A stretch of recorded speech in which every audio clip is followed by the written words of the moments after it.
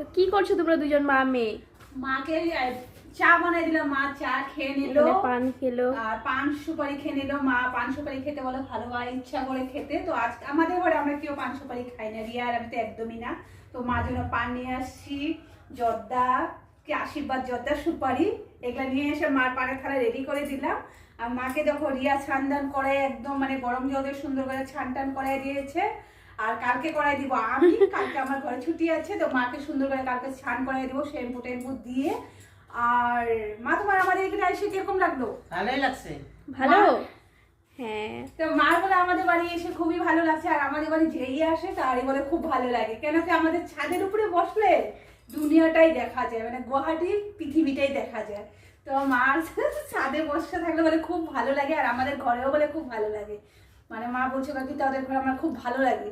তো মাকে বললে তো তোমার যখন মন করবে তখনই তুমি চলে আসবে।